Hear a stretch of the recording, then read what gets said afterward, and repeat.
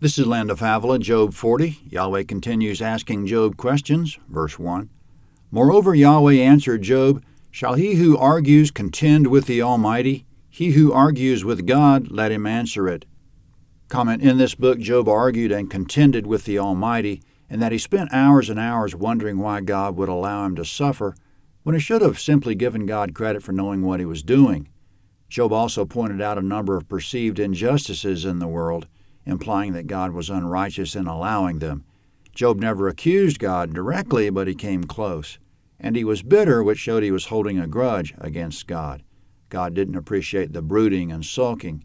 Yahweh summed it up in verse 2 by saying that Job was contending with him or arguing with him.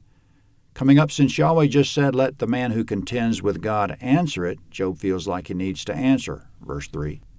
Then Job answered Yahweh, Behold, I am of small account. What shall I answer you? I lay my hand on my mouth. I have spoken once, and I will not answer. Yes, twice, but I will proceed no further.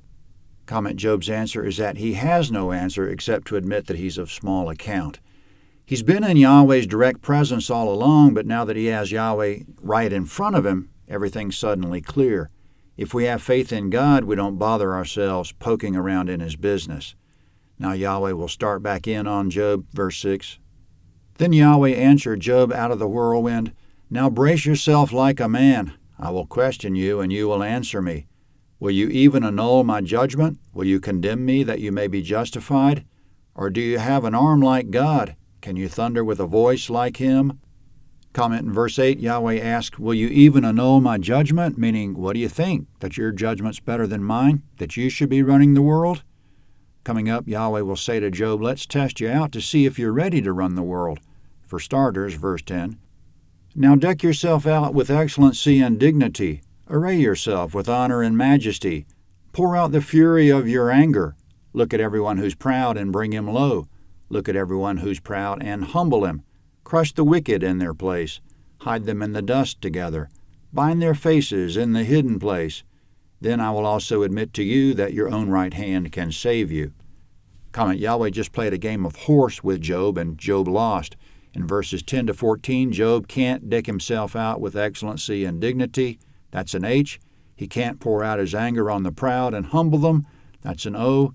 And it went like that until Job lost the game in 5 straight shots. Coming up, Yahweh will point out the amazing features of an animal he calls behemoth. The word behemoth is straight from Hebrew, with no attempt at translation. Yahweh's description of behemoth doesn't fit any extant animal, but it does fit a number of dinosaurs, or behemoth could be Yahweh's creation for literary purposes.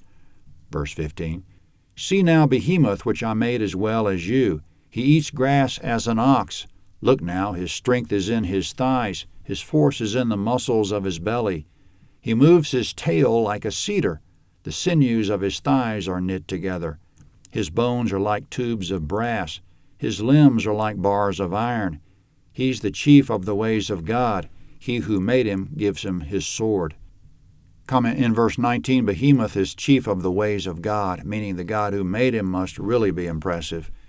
In verses 15 to 19, we might ask ourselves, what known animal eats grass, has a strong belly and thighs, has a tail as big as a cedar, and coming up in verses 20 to 24, lives anywhere from the mountains to the marshes and can cross rivers with no problem? It only fits a dinosaur or a literary creation. Verse 20.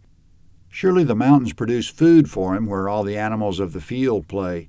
He lies under the lotus trees in the covert of the reed and the marsh. The lotuses cover him with their shade. The willows of the brook surround him. Behold, if a river overflows, he doesn't tremble. He's confident, though the Jordan swells even to his mouth. Shall any take him when he's on the watch, or pierce through his nose with a snare? Comment: nobody's going to tame behemoth, and much less God. Job 41 is next.